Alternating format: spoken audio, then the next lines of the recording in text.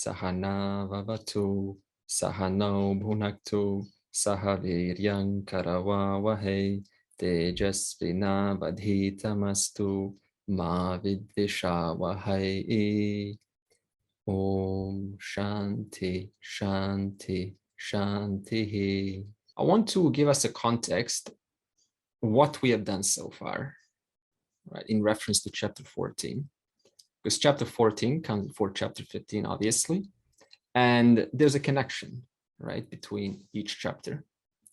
So what is that connection? The title of chapter 14 is the three gunas, right? The distinction of the three gunas, Vibhaga Yoga, Triguna Vibhaga Yoga, right? In other words, the subject matter of discerning the three gunas, the three qualities. Now, when we say discerning, the question is from what, right? There has to be something that we're discerning it other than. Now, that's not mentioned in the chapter 14, so we provide that for us. So the three gunas can be called the object. Then we are discerning the object, which is by the qualities of these three gunas.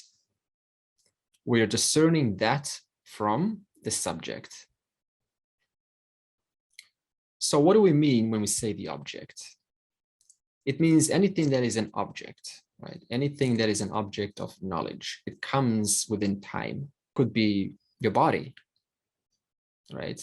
For example, a mole comes. It wasn't there yesterday, suddenly appears. A freckle. So that freckle came in time. The cells, right? They were born from their growth, cell growth. So if we analyze the entire body made up of cells, and every cell came in time. It's also said that all of our cells basically are replaced completely every 7 years. Right? So a table, right, to an object. You look at your table now, or your laptop or your computer, and it becomes an object. And when we say an object, we just mean it's not you, right?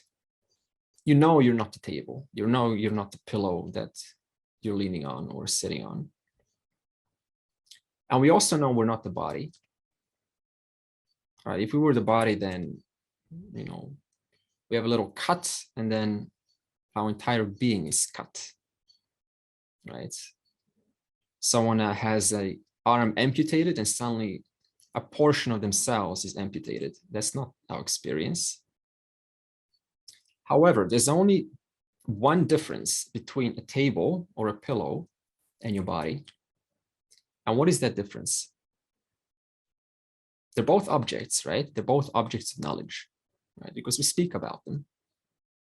What's the only difference between a table over there and a body over here? There's a subtle body that experiences this body, and it can't experience a table or any other external object. Okay, so let's put the subtle body away, the sukshma, for now. Just sticking on the sthula, the gross body. What's the only difference between name and form? Say again? Name and form? Name and form is different, absolutely. They're all names and forms, and that's how we identify them. Anyone else? I treat this body as me, but not that object.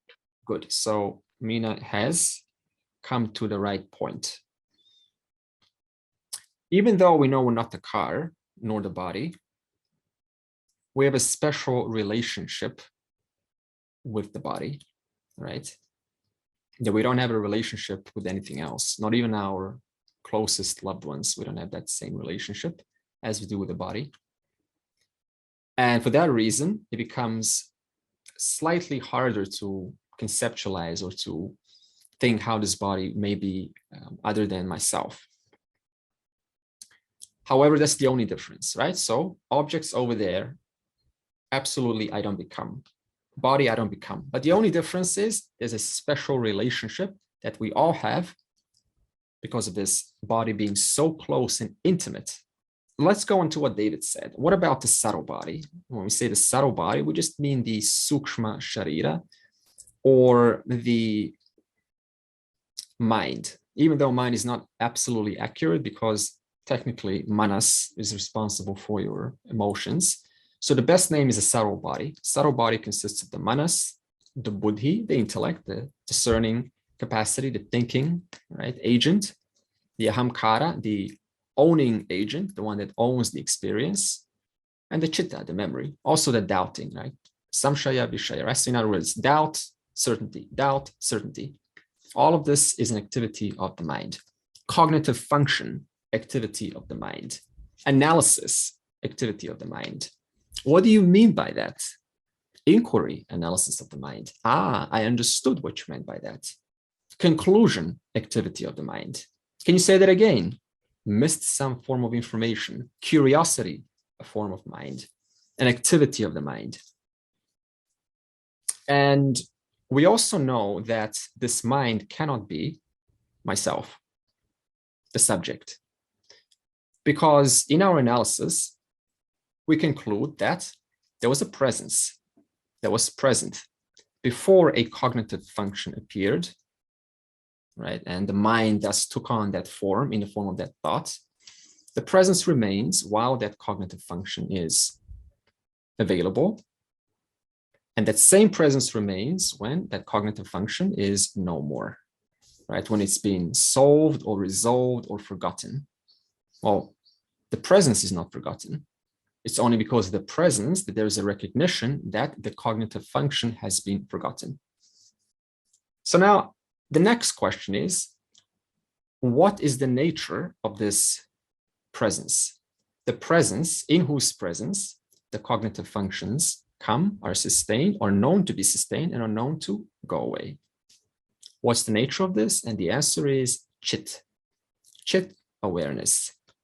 The next question is this awareness, right, the one in whom phenomena comes and goes, appears, is this awareness local or global?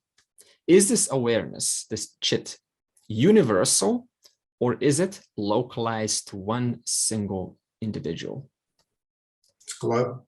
It is global. However, we need to apply logic to that. It's one thing just to say it, another thing to investigate into it. The answer is, if we said it's local, suppose you said the awareness is localized to this individual. And therefore, because it is individuated, your awareness has to be different. So there's differences. Now, what logic would you provide to counter this? Suppose you say my awareness is different to your awareness because, as Nagesh said, it is global, okay? Let's arrive to that conclusion. Suppose you say your awareness is different to your father's or your mother's or your son's or your brother's or your sister's awareness. How do you respond to that? Awareness has no attributes though, it just is. So you start saying mine is different to yours, you're saying Brahman or awareness has got attributes, but it doesn't. So yeah. Excellent. So Nagesh is very clever and very smart, always switched on. So the only way you can say that my awareness is different from yours is if you attribute an attribute onto that awareness. But then a counter question comes, an argument, an objection. What exactly are you attributing to your awareness? And then a person, suppose they say, well, my awareness is blue, or my awareness is large, or my awareness is smart, because we mix up smartness with awareness. So we say now, my awareness is smart, or my awareness is dull. And then I ask, well, where did you get those terms, right? It comes from the English language. You need a concept of what dullness or expensiveness means. You need a concept of what blue. You need to learn that. And that learning took place at some time. Suppose you were born in a forest, right? And you don't have the time to think about the words like expensive and smart and all. You're just too busy surviving. So in other words, you can only attribute what you remember. You can only attribute what you have picked up from the world. You can only attribute objects that are known to you. And then we say that object is my awareness. Okay, then how can you say that before you got into spirituality? No. In other words, it was time-based. I needed to pick up some spiritual concept. And from there on, I say, see, I am that now. I am some spiritual concept called Brahman. But that same presence was there before that concept was picked up. So that presence, chit, being the nature of awareness, is attributeless. Because the moment you say my awareness is different from yours, the logical argument comes, what do you mean by that? How specifically? Well, it is bigger, it is smaller, it's like this, it's like that. They're all phenomena of the world, of the mind, of time and space, picked up at some point in the past. And they all go away. Because if I'm not asking that question, you're not thinking about the answer. But the presence still remains. The next question is, then why does this awareness, which is global, as Nagesh has stated, why does it seem individuated? Why does it seem as though it is localized to this individual? Why do I feel like awareness is stuck, right, in this body? And the answer to this is chapter 14 helps with this answer because of the presence of these three gunas, these three qualities. What are these three qualities? They are the individuating principle. For example, all pervasive space, and you have houses. What's the individuating principle in this space, in this all pervasive space? The walls. By the presence of the walls, they as though divide this all pervasive space into individual spaces. Now, suppose the house is your physical body, your stula sharira, right, your gross body that's being worn right now. What's inside the house? Stuff. Sometimes stuff is organized. Sometimes some houses you walk in, super shiny and clean. We look inside our minds. Sometimes stuff is organized. Sometimes it's shiny and clean. The indweller of the house looks through the windows, and therefore they see other houses. The indweller, called the jiva, called the sukshma sharira, looks through these windows and sees other houses on Zoom. The indweller goes back and looks around the contents of the house. Some things are kind of lying on the floor. They weren't clean for a long time, and there's stress, right? So I'm too consumed about trying to vacuum the house, and someone's talking about Vedanta, self-inquiry. No, I'll get there 25 lifetimes later. Let me just clean up my house. Okay, let's sweep over there, call some friends. Some houses are clean. We call that sattva guna-like house, right? A lot of books walk into someone's house, shelves. They are sattva guna owned. Some houses is a party there every night, every Saturday. Rajaguna, a lot of activity house. Some houses have many beds, a lot of sleeping goes on there. It's a tamaguna house.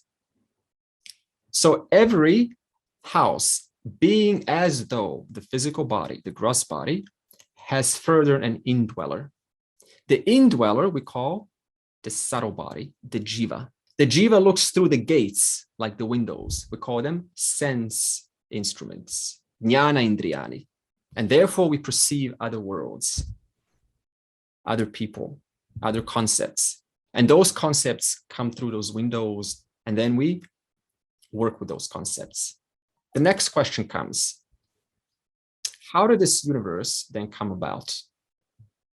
What is the cause of this universe? And the answer goes back to these three gunas.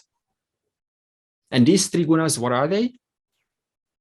They are the material cause, the intelligent cause, and the power, which puts together the material and the knowledge. And therefore it creates the names and forms. If we use Ishvara model, what's the cause of the universe? What's the cause of all this? As I said last week, we say Ishvara. In that case, we say, what is Ishvara? The material cause and the intelligent cause. In this case, chapter 14, we're using the Triguna model. We ask the same question. What's the cause of all this? We say the three gunas. One guna being in the form of the knowledge. We call that sattva guna. Right? All knowledge about everything. A deer afraid of the lion. Where does that knowledge come from? From the one creator who also happened to have created a bird who knows what to do with twigs and thus create a nest on a tree to protect its young and give offspring. So these three gunas being in the form of the intelligence, the material, and the putting together power creates all this. What is all this referred to? The jagat. Time, space, and all objects. What are these three gunas? They're called the object. How did I start this inquiry? Chapter 14, leading on to chapter 15, is about subject-object discernment. Therefore, what are we now learning in chapter 14, which will lead on to chapter 15? About recognizing these three gunas. So the question that comes next is, how do I recognize or see these three gunas? You can also turn that question and say, how do I see Ishvara? Now, this is just a different model, same thing. How do I see if Ishvara is the material and intelligent cause of everything? Time, space, and all objects, which means it has to pervade in and through everything. Or how do I see these three? How do I recognize them? Again, we use logic. You look at any name and form in this universe, and you drill down into its smaller constituent. What do you find? You find a smaller constituent, and you drill further down into that constituent. For example, a shirt. You drill down into a shirt. You go threads. Drill down into threads. Yarn. Drill down into the yarn. Molecules. Drill down into the molecules. Atoms. Drill down into the atoms. Electron. Atomic nucleus. You drill down into the atomic nucleus. Proton, neutron. Proton, neutron. Drill down. Quark up, quark down. Quark up, quark down, drill down. You go into quantum field theory. Now you can use matter and antimatter. And you can even go into string theory. And then you go into space. Every level that we just mentioned, what do we recognize? There is number one, how do we start this inquiry? The material cause and the intelligent cause. There is a material at every level, and every one of those materials is intelligently put together. Common example, why is it not H3O? Because if it was H3O, it would not be water. It has to be H2O. Change one single number of an atom, and the entire element changes. Intelligence. So whatever name form we look, we drill down, and we see that at every level, there's an intelligent organizing power, not only a putting together power, but the intelligence at every level to create the final product. We call it the final effect, the jagat, time, space, objects. How else do we recognize the presence of these three gunas? I said already, I'm going to present you with a chart. So what are we now doing? We're now going to see how the presence of these three gunas, which individuate this one existence into names and forms, how do they manifest in our house? How do they rearrange the objects in our house, in our mind? Right? Let's see.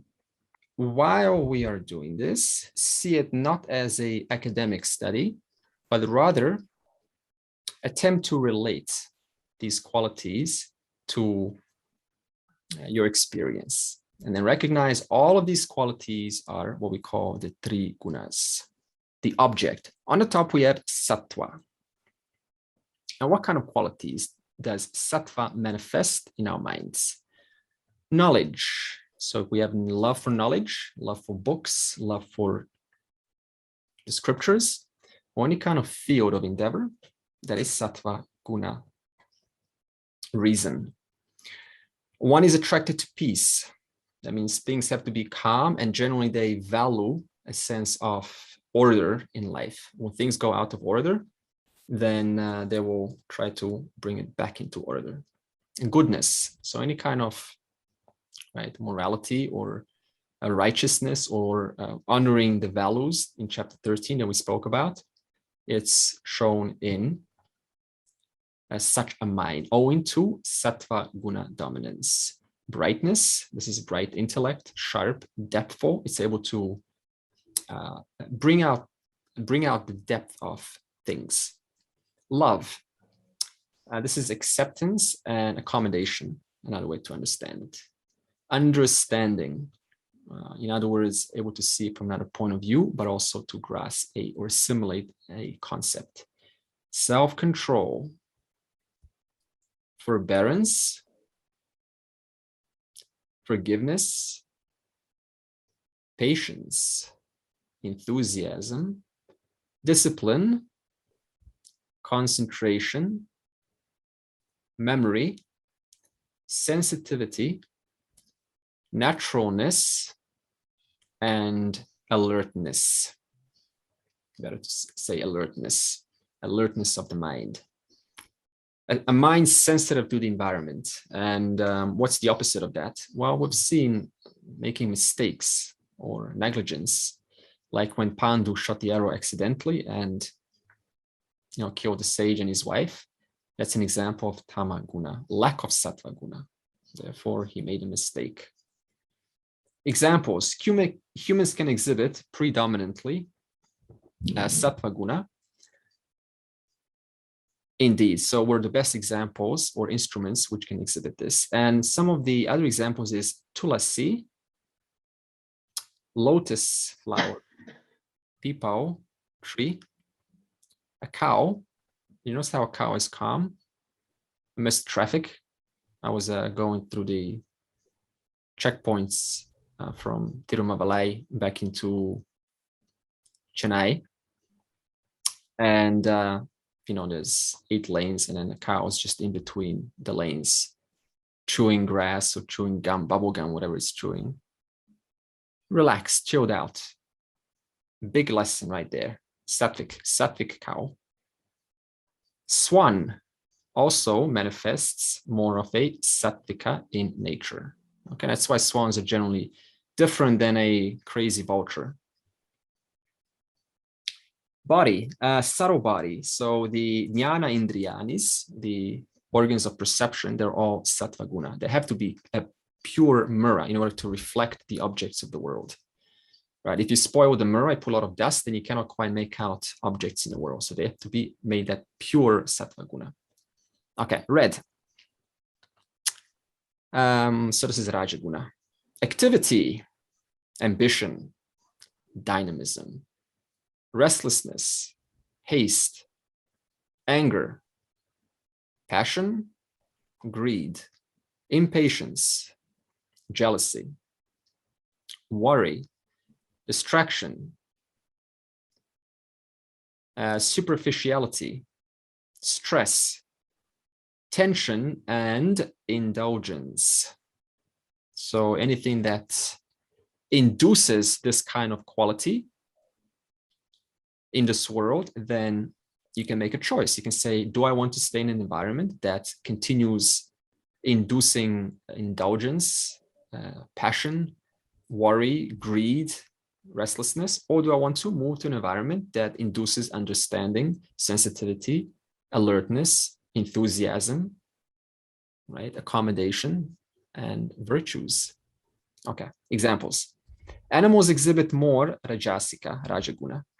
The pitcher plant. Does anyone know what a pitcher plant is? Like a Venus flytrap, carnivorous plant. Monkey. The sparrow are more rajasika in nature. Okay, so I just want you to take a moment and, right, what is it about a monkey, right? Just take a monkey and put a monkey in your mind and see how that rajasika expresses itself. So when you go buy bananas, you're temporarily a rajasika monkey, or maybe not. You can also buy in calmness a banana. Subtle body, karma indriyanis, the rajaguna. So this is the organs of action. One of them would be hands, feet, sex organs, speech. Okay, these are all karma indriyanis. The instruments which perform action. That's why your hands are always active, feet are always active. Sex organ nowadays is overactive, right? Notice right? So in other words, they are active. Karma indriyani, rajaguna. Tamaguna, okay. Inertia, sleepiness, laziness, carelessness, forgetfulness, dullness, ignorance, violence, delusion, criminal thinking, fear, lethargy, and indolence. Now, can we all recognize these qualities in our society? Absolutely. Right? So we can see how these three gunas, being the causes of the universe, express in different minds, in different houses, how they rearrange the objects in each house in such a way as to induce this kind of behavior. Rocks, they are tamaguna, very solid and heavy, exhibit more. Weeds in a house, outside the house. Cacti, if you like cactuses, then maybe there's some tamaguna attraction there. Or maybe not, right? We cannot really quite quantify why someone would like a weed or a cactus, but it could potentially resemble that. The babo tree, the buffalo, right? Heavy animal. And the vultures are tamasika in nature. And the gross body is also tamasika in nature. How do they bind us to the world? So combined with rajas and tamas, remember how we said that rajas and tamas are together, right? The two twins. So if they bring them together, then it creates attachment to subtle pleasures. Okay, so this is obviously sattva guna we're talking about now. So sattvika can be very much attracted to spiritual experiences, right? Some samadhis or something that is subtle, like music, or the love of abstract concepts like art, poetry, tender emotions, and solitude. Want to be alone, want to be alone, want to be alone. And therefore, being alone so much, the person doesn't get a chance or an opportunity to be out there and to capture some opportunities. So even though something so tender and soft can even be a holdback. Okay, what about rajas, rajaguna? How does that have an effect on us? It creates unending desires to fulfill, which we have a need to perform. So activity, always cleaning the house, doing something. So why is this important? Because if these activities, for example, suppose we say we link up activity to do, then there's also a tendency for all of these. Okay, that's the point. There's a link between. So too much activity to do, right, suppresses sattva guna, and therefore there's more greed, more passion, more everything else that comes with rajaguna. And then tamaguna, it binds by attachment to inaction and non-thinking. I had a fella, a concerned father some time ago, and he asked me, how do I get my son to move? Right? How do I get him to be in this world, like a little bit more active, because he's not moving, he's not bringing honor to the family. And it's a common concern, right? You know, you're a parent, you want your son or your daughter to be active. And, you know, there's so many ways to answer this, but one of them in this context is there's some tamaguna there, right? And that takes time to flush out of the system. One is happy being lazy. Hard to believe, right? But yeah, happy being, you know, lazy in front of a TV or just not doing anything. I think this is sometimes a complaint of women when they see their husband, you know, not doing anything, and the husband says, "No, I'm okay." Maybe, I don't know, but that's what I heard. Forgetful and comfortable in his or her static state. Yeah. So suppose you're saying, oh, I cannot relate to this at all. Why is that? Because your house is different tama, different sattva, different rajaguna, right? Different composition.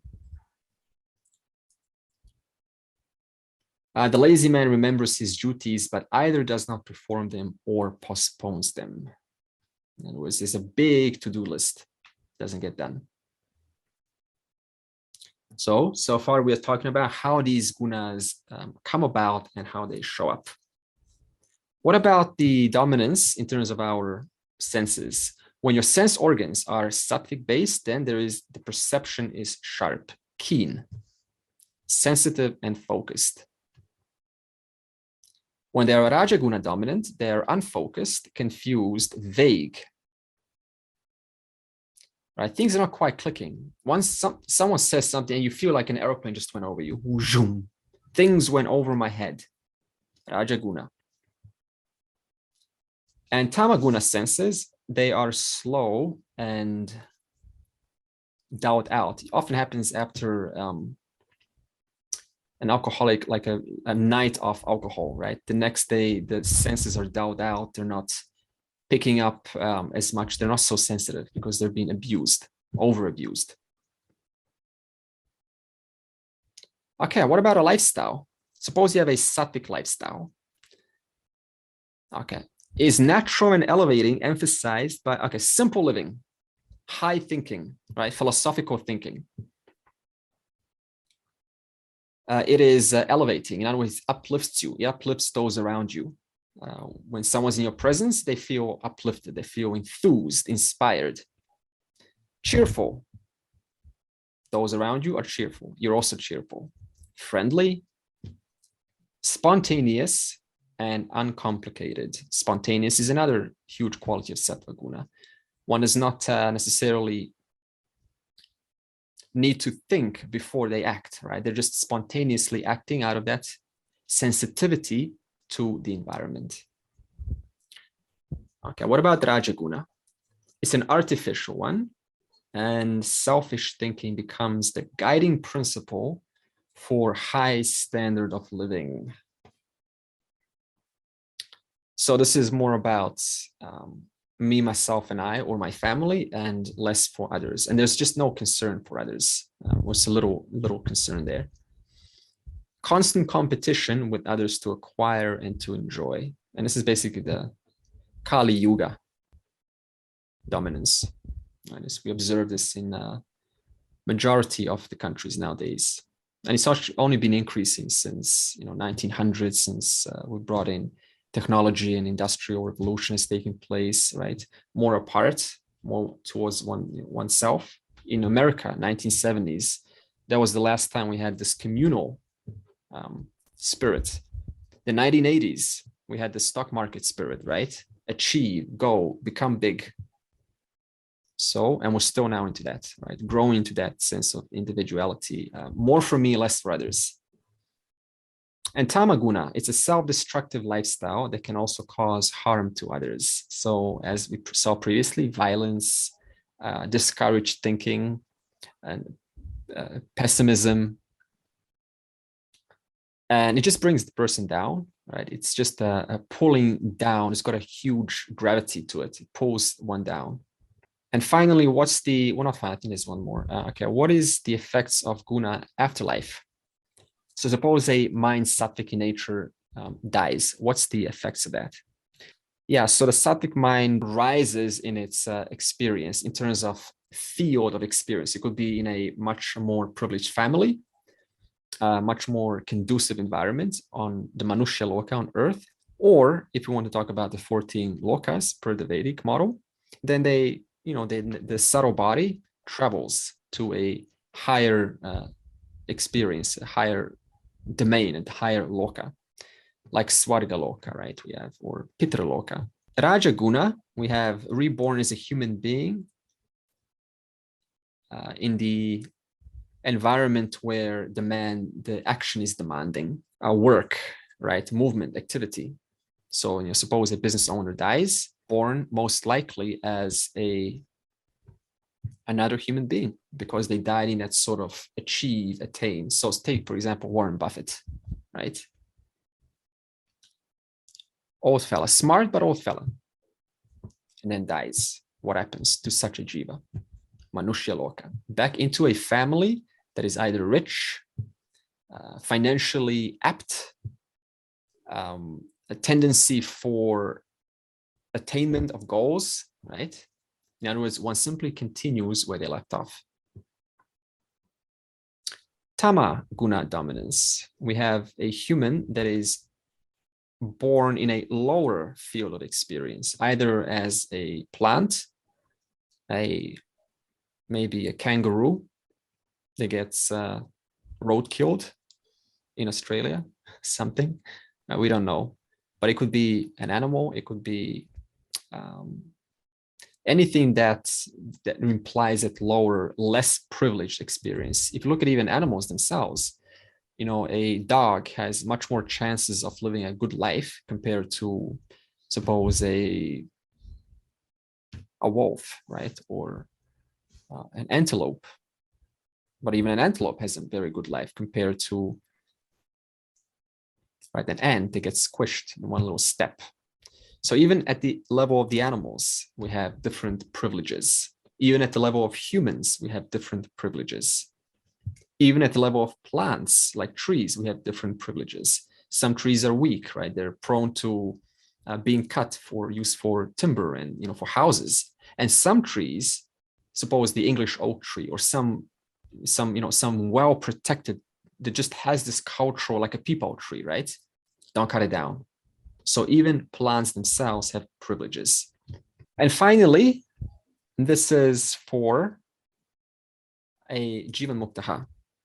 Okay, how does an ordinary person who has sattva guna, how do they think? They say, I feel good. I know everything. I am virtuous. Notice how the I is linked to the qualities. In other words, the indweller is highly identified with the contents of his or her house, right? Whereas the jivan muktaha, guna titaha, the one that has transcended the gunas, says, my mind, so that's always putting some space there, makes it much easier to not identify with it. My mind feels good. So let's practice saying that. My mind feels good. My intellect has grasped this. My personality has become virtuous. Okay, so there's some spaciousness there. How about Rajaguna? I am irritated. I like this. Again, this is I identity. Aguna Tita. My mind is going through irritation, which will soon go away. My mind is expressing remnant desires from its past. Oh, here it goes, the samskaras. They're pouring down like crazy into this mind, manifesting in a form of a raga dveshaha. Ice cream, let's go. An effect of its cause, samskaras. Whereas a normal person says, I love ice cream. Okay, so this helps us to create that initial spaciousness between the subject and the object. Why is this important?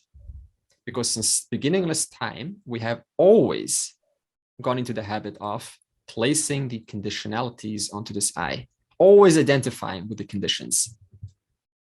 So we have to, at least one life or the other, start to slightly modify the way we express things, the way we say things. How so? Is a beautiful example. My mind instead of I. What about tamaguna? I am bored. I am sleepy.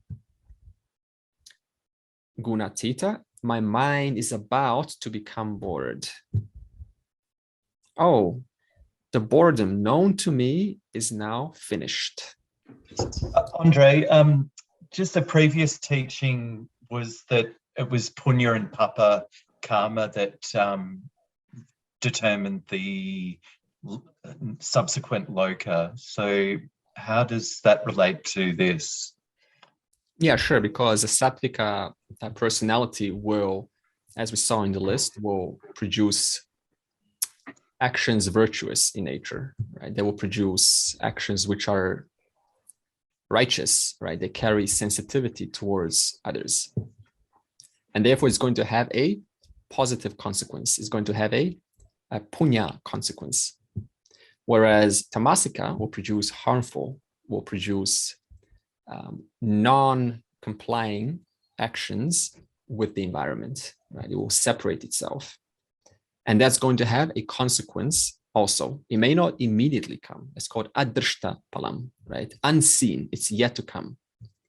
And therefore, the kind of personality that we have on the basis of our gunas produces that kind of action.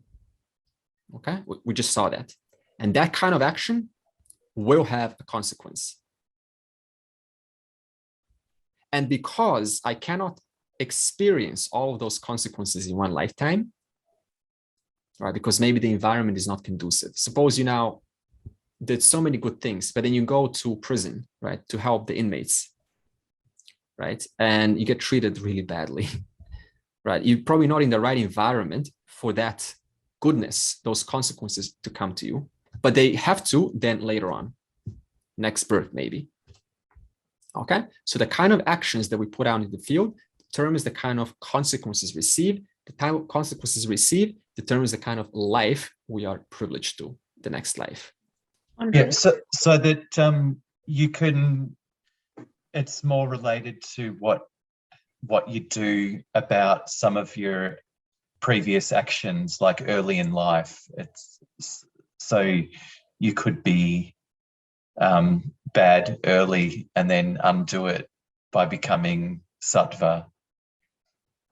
Absolutely. And you know, by the time you become sattva, obviously you would have gone through a lot of consequences already on the basis of your past actions. So it's not like suddenly you become sattva overnight. It's suddenly you cancel out all of the previous, right, karmic effects, because it's very hard to come to that sattva, right? One has to go through that raja guna and then you know, go from that lower raja into higher raja, as we discussed last week, into sense of Arjuna, like that's a higher raja guna, right? Thinking for the environment, but also including the divinity into it. By the time you go through that process, that progression, you've already received a lot of past, right, effects onto yourself, right? There's a lovely verse in the Panchatantra that says a calf is able to find amongst thousands of cows, is able to find its mother. They all look alike, all of them. And yet the calf is able to pinpoint the exact one who is my mother. Similarly, our past actions always follow the door.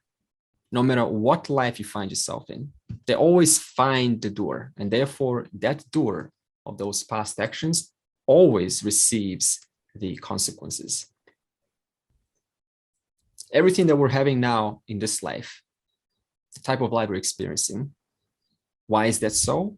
Because our past, the jiva's past actions has found us.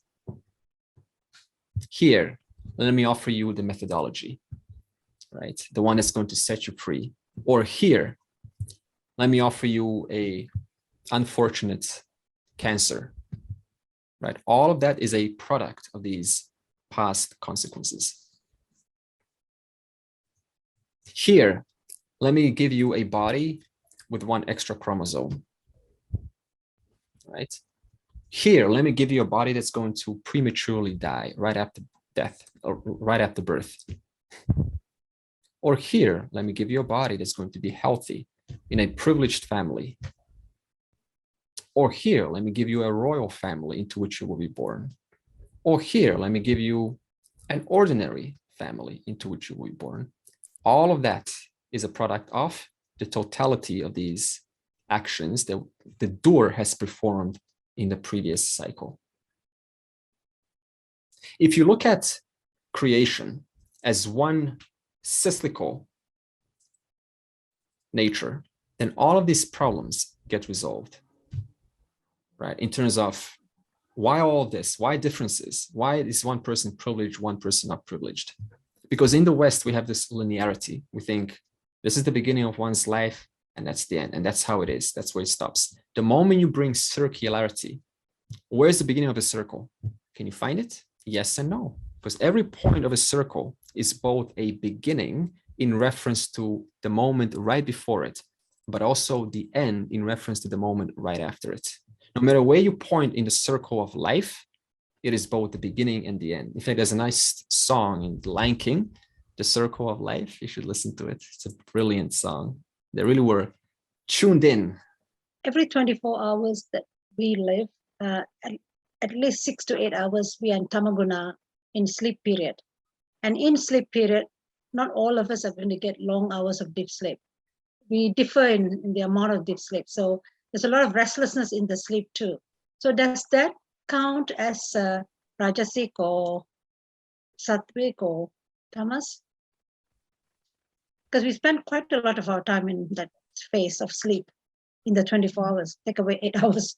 So we experience that. You know, it can also be related to the body, maybe you know, a lack of hormonal balance, which just simply prevents the gross body from, you know, from falling into its state of rest, right? So it keeps on stimulating the nervous system. And we already said that there's a connection between the physical body and the subtle body, right? The body-mind connection. You know, if you give someone a pill, right, it's going to affect their state of mind. So similarly, if a body is affected, right, and you know, its hormones is still out of balance, then it's going to definitely affect that mind, right? And that mind, whatever affects the mind, that's already stimulation. That's rajaguna. So the mind simply doesn't have the potential to let that tamaguna come onto itself, right? Because it's still agitated by the physical body, or concern even, right? In a form of anxiety, what's going to happen tomorrow. That manifests in a subtle thought, a very subtle thought. We may not pick it up, but it's in the form of a feeling even. And that too is enough to agitate the mind. And whatever agitates the mind keeps it in its rajaguna state. And as long as there's a rajaguna state, how is tamaguna supposed to help that mind dissolve into the causal body? In the waking state too, to get to the sattvic state of mind and body, we experience a little bit of rajasic, isn't it? I mean, like you say, the clean mind, the orderly mind, the calm mind. To come to that state, we need a process of doing it every day. We tend to experience that in a portion of rajasic, in a portion of tamas, and then maybe a bigger portion of sattva. It comes to that, or maybe smaller portion of sattva. But we experience that difference every day. Yeah, and we experience that on the basis of seasonality, on the basis of the moon also affects those gunas. Our environment also affects it, the air quality. And the environment can also prolong that, right? So if we're in a certain section of a city, for example, and there are, you know, there's activity going on, that's simply going to pass on to your body, right? So it's going to be very hard to think while your cars are going out and they're, you know, beeping at each other, and, you know, there's a party or some bass going on in the next house. So that's why we say the lifestyle is so important, right? Because one of the fastest ways to induce sattva guna is just change your lifestyle, right? Ask the question, is my lifestyle supporting, as we say, those qualities, a sense of peace, a sense of sensitivity, right? Because if I'm finding myself, you and I, in an environment that just doesn't allow that, then how can we ever develop those qualities, right? Chapter 15, the second last verse of chapter 14, Krishna said that truth lovers, right, the ones that are devoted to me means Ishvara, because Krishna is speaking as Ishvara. The ones that are devoted to me, says Krishna in the second last verse of chapter 14, they are devoted with unswerving devotion. Those ones are released from the Tri-guna hold, from the Tri-guna bondage. And then the question comes is, how exactly did they accomplish that? How does one release oneself from identity with these qualities that we just spoke about? What's the purpose of chapter 15? To help us to not only delve deeper into this object. What's the nature of this object that we just spoke about? The subject and the object. Let's dig deeper into the object to get really a real mastery at this object. Because the more we know about the objects in our house, right, the less we have the need to identify with them. Right? The more we investigate into something, the more we just see it as it is instead of what we would have it be. So the question is, how does one accomplish a sense of disidentity, or just looking at things as they should be seen, looking at their intrinsic value, right? The first answer is in chapter 15, dispassion. And what is dispassion? We will see. Dispassion is not being cold or pushing things away or creating an environment that is so calm and peaceful that you just, right, one person knocks on your door and you already you lose it. That is obviously something's off balance there. We will also see the limitations of samsara to understand the three gunas, which manifest as what we call the world, the universe. Now, chapter 15 will call this universe samsara, and it will depict the samsara in a form of a tree. So we get to know what's going inside the tree now. Chapter 15 will also state what is the nature of all this. And it will say existence awareness. And this existence awareness is the substance of all that is, of everything. It's the content, just like the clay is the content of all pottenware. And it will divide that, all that is, into two categories, the jiva and the jagat. So we'll talk about the jiva specifically, and we'll also talk about the jagat that comprises all this. Another way to say all this, which consists of jiva and jagat, is time, space, and objects. Okay, so these are different models. That's the whole point. Chapter 15 will be divided into several parts. And the first part that I will go into now is part 1, whereby samsara will be compared to a peepal tree. Okay, so let's read verse 1. A peepal tree is compared to samsara. Imagine it upside down. Roots are above, branches are below. The leaves are like the karma kanda of the Vedas. The karma kanda is that section that compels us to do actions, to do in order to attain, right? Do something and you'll get the result in the future. One who knows this is free of samsara. The best way is to draw a tree. Suppose we have a root. Okay, we'll do a little bark. And then we will have a main. The tree has a main root. And then it's got little subroots. There are some big roots, bigger subroots, and some smaller subroots. But every tree has that main root that keeps it in the ground, yanked, solid. Now let's create the branches. Some are short branches, and some are really long branches. Every branch provides a different field of experience. On the tree, on these branches, we have leaves, okay, many of them. Now let's label a few things according to chapter 15. The main root in chapter 15 will be Brahman, okay, the final cause of the universe. The subroots in chapter 15 will be our samskaras. That's our deep impressions that we do not even realize we have, bound to the tree, the roots that we do not see, because they're the ones that produce tendencies, likes and dislikes, which compel us to continue our life within the tree. Now, the leaves represent, we'll say, beautiful leaves. What do leaves do? Photosynthesis.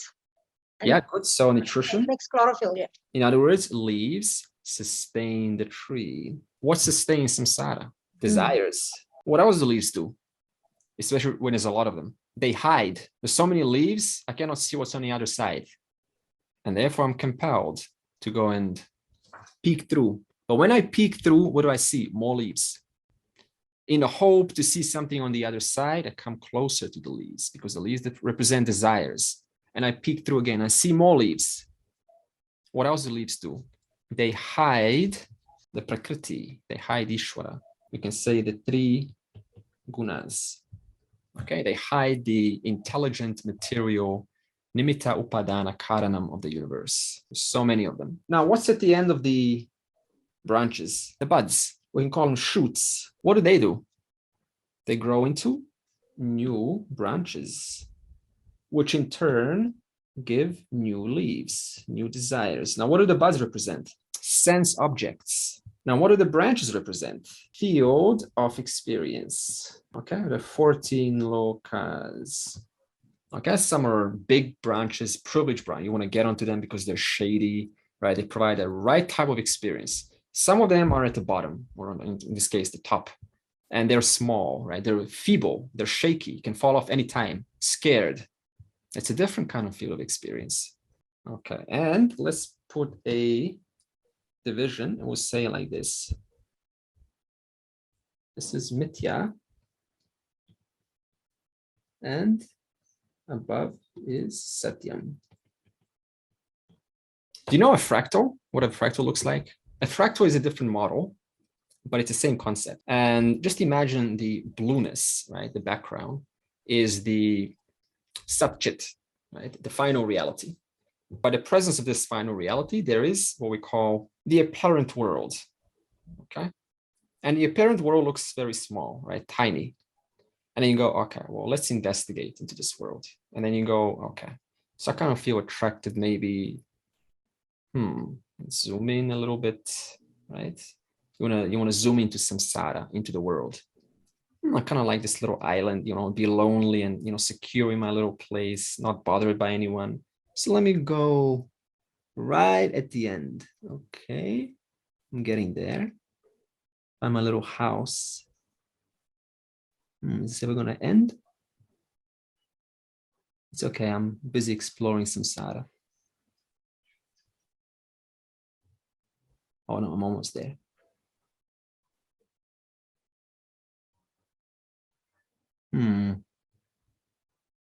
This is samsara. No matter how deep you look, you just never come to the end, okay? Every level presents a new level behind it. Hold on. And look where we are, this little topic, right here, little spot. Let's just zoom out.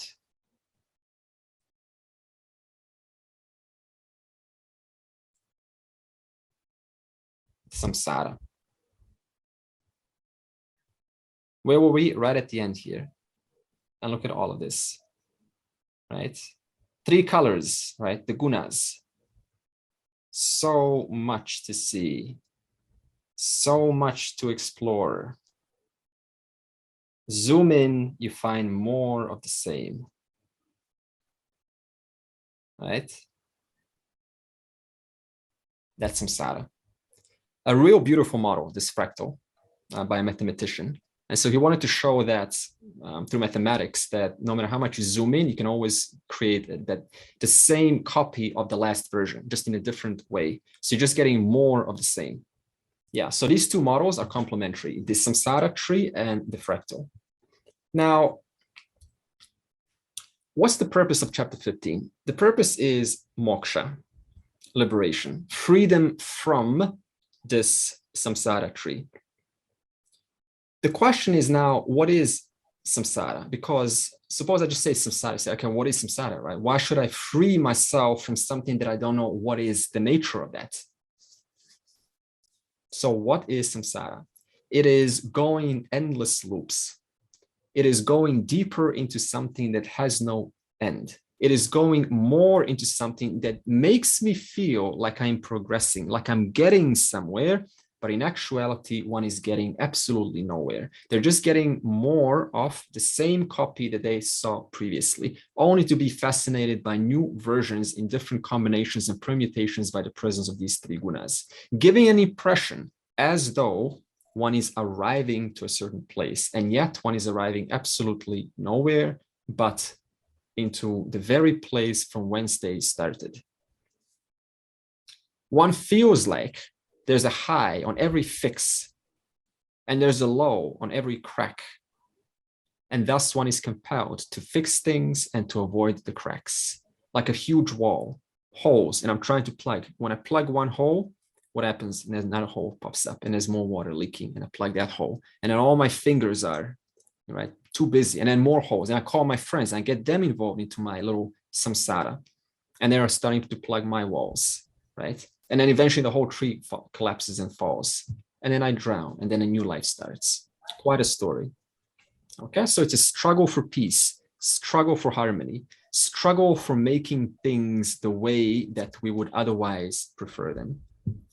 We have so many preferences, how things are to be according to our rightful way to think, right? Yes, I want harmony. Yes, I want to be smart. Yes, I want to hold things in my mind. I want to understand. But the reality is, no matter how much I understand, I only understand one thing, how much I have not understood, because there's so much more yet to understand. And this is the samsara tree. When we talk about that level of mithya, everything that comes from the bottom of that main root.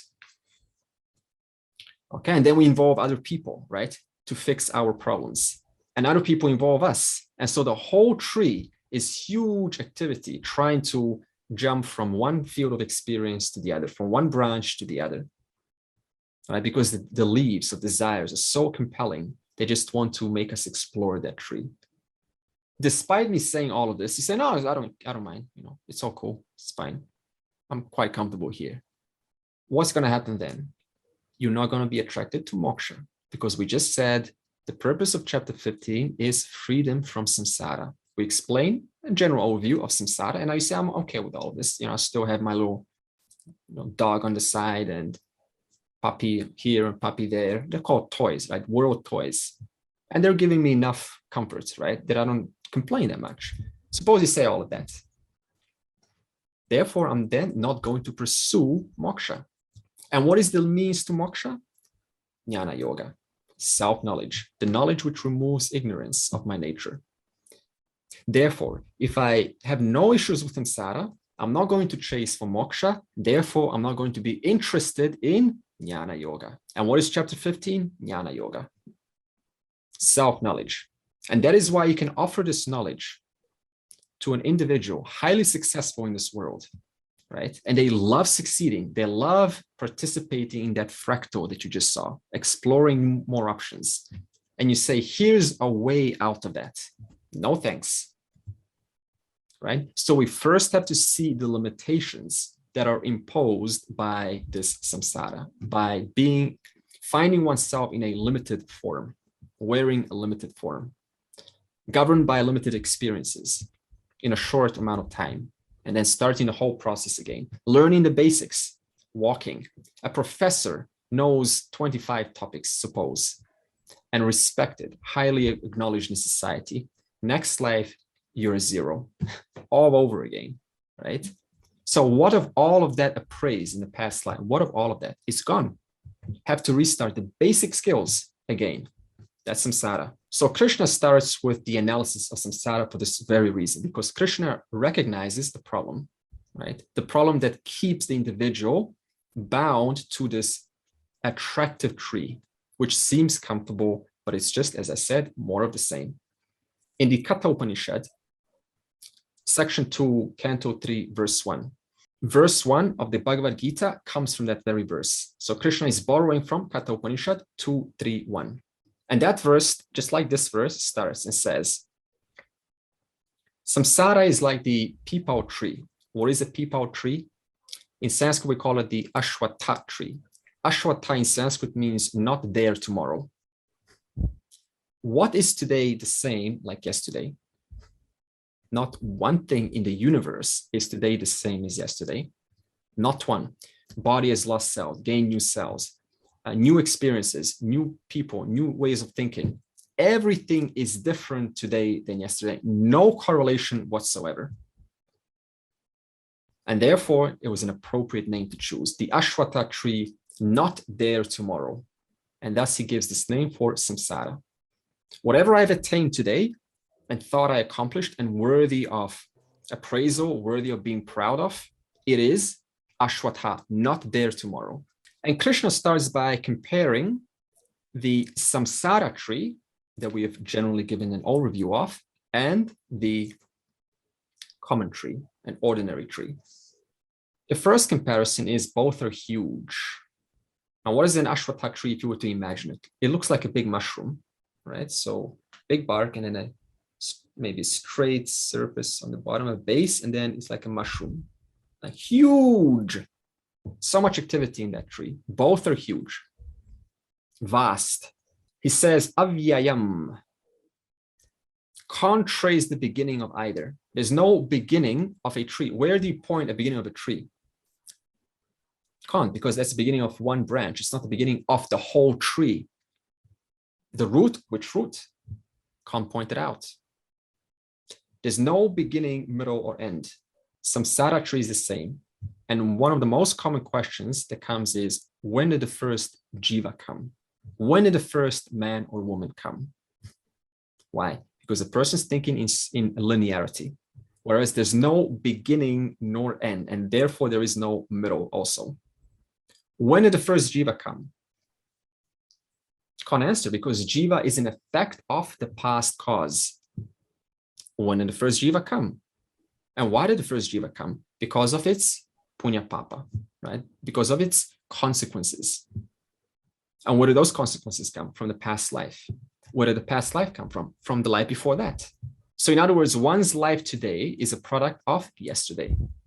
Where did the first seed come from? What, is it first the tree or the seed? Which came first? The seed or the tree? Right? The chicken or the egg? These are supposed to be interesting questions in a dinner table, but they're not actually funny, because they're problems that Vedanta solves.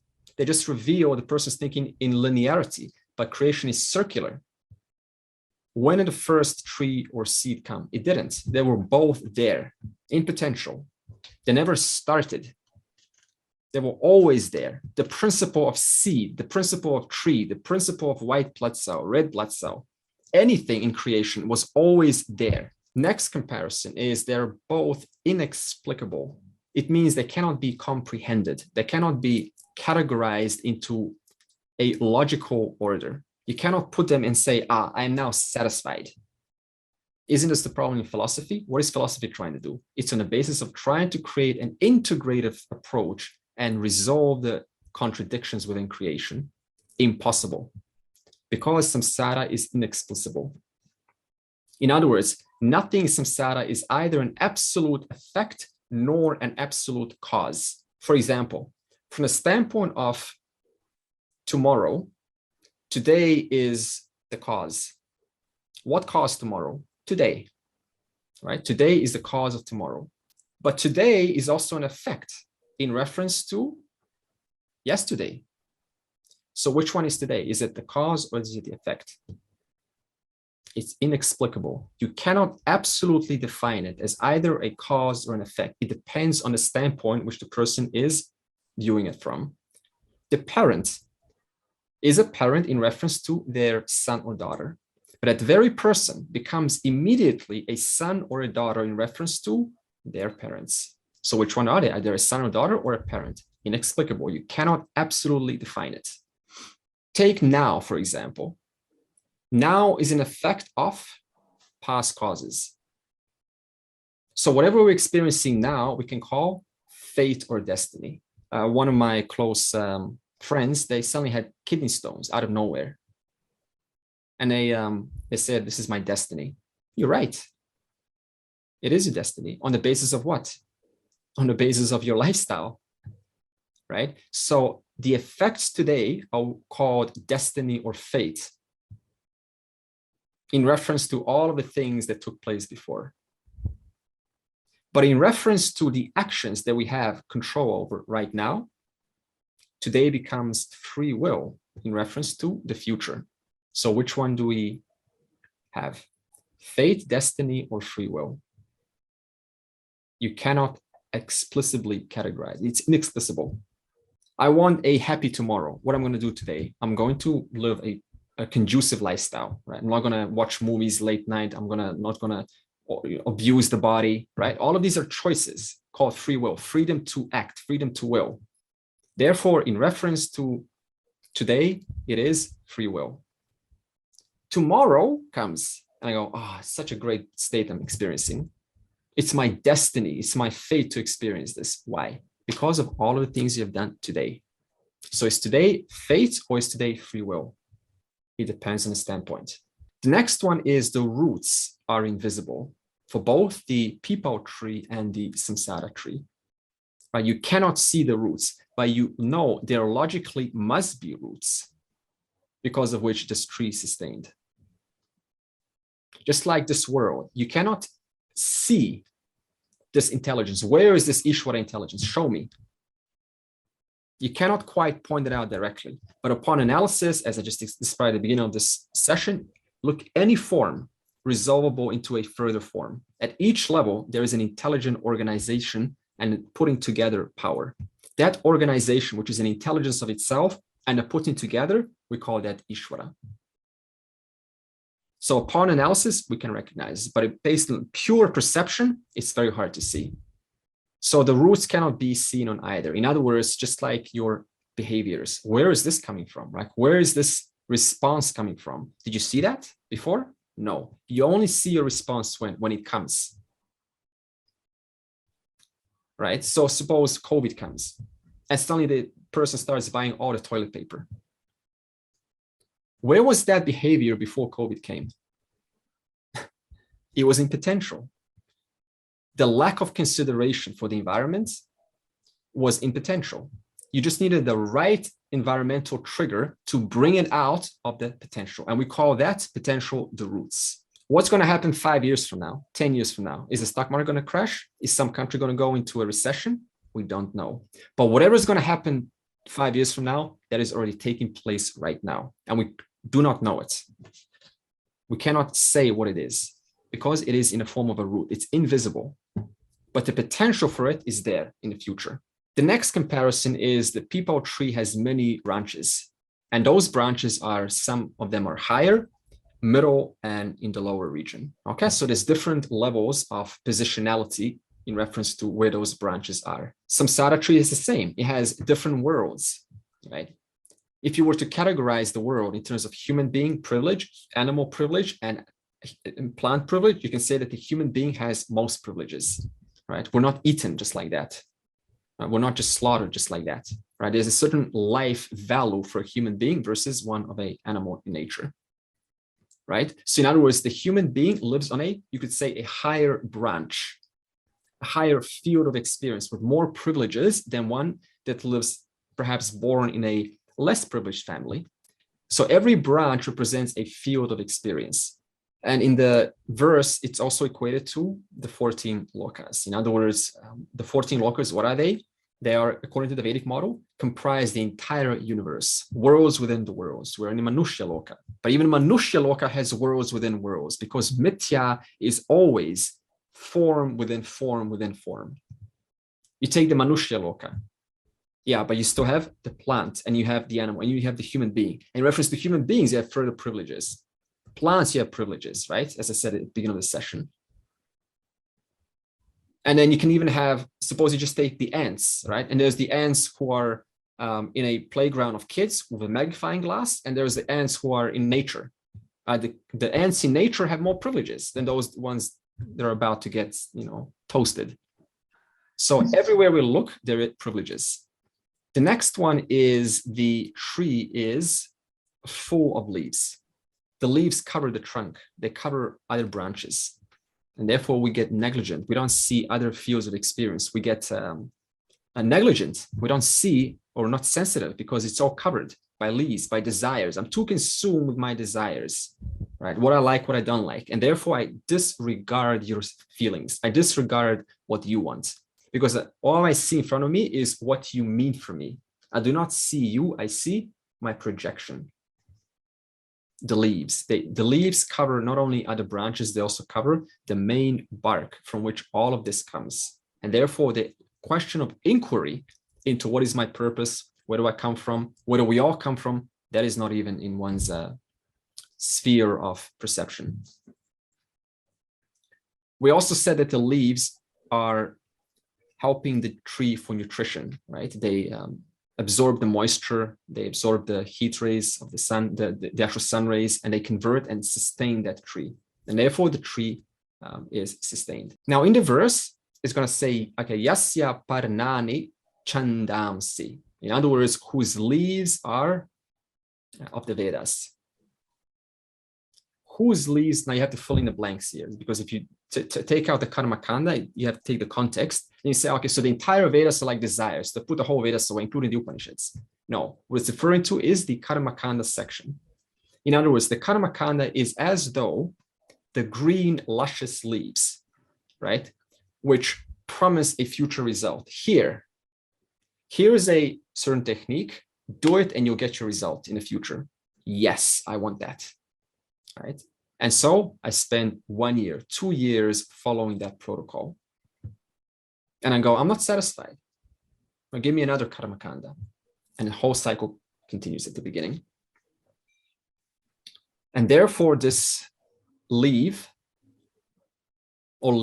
they continue the samsara tree because they sustain the tree. You cut off you take all the leaves away, the tree's nutrition dies out. Since beginningless time, the jiva had one notion upon birth. I am a doer, enjoyer, right? I do to enjoy. I'm a karta bhokta. So now, being born with this beginningless notion, suppose I present to you a method and says, here's how to X that. Here's how to cut that notion off. You're not a doer enjoyer. And suppose one's mind is not qualified. They're not ready. They're not mature enough. What are they going to do? Right? You're crazy. No, I don't want to cease being a doer enjoyer. This is the essence of life. Therefore, they're not going to be interested in jnana yoga, chapter 15. In other words, the jiva is going to say, I want to keep doing actions, right? So now it goes back to what David was saying. The order, I want to keep doing actions so that I can continue enjoying. When I do actions, what does that do? It produces mistakes innocently because we don't have all knowledge. We innocently produce mistakes. That's called papam. And sometimes our actions do good to society. That's called punyam. Okay, so actions innocently produce errors and they consciously produce harmony within the scope of our environment. So desires compel actions. Actions produce punya papam.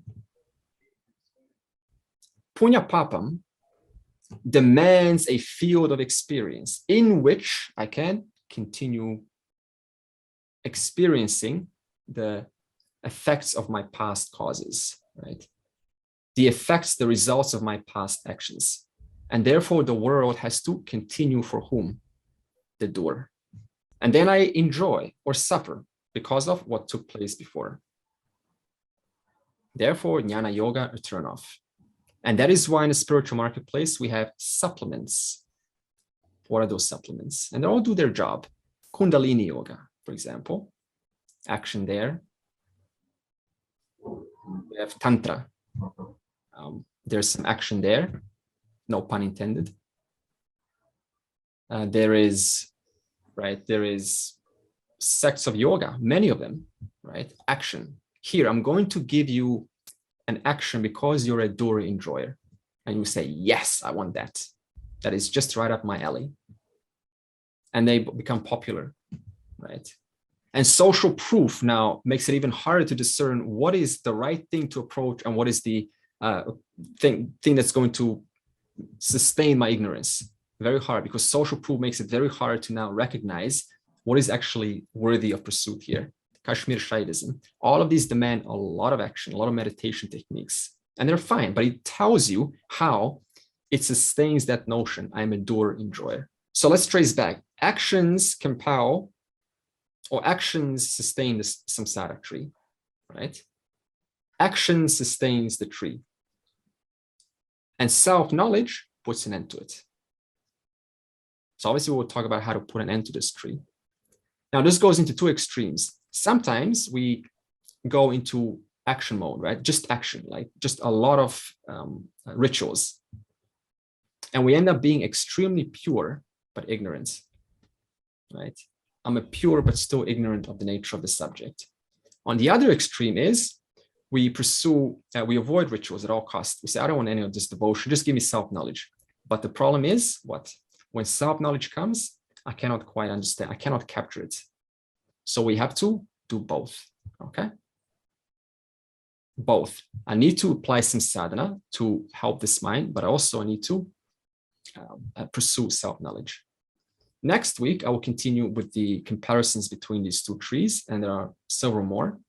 And we will keep on building this vision of samsara.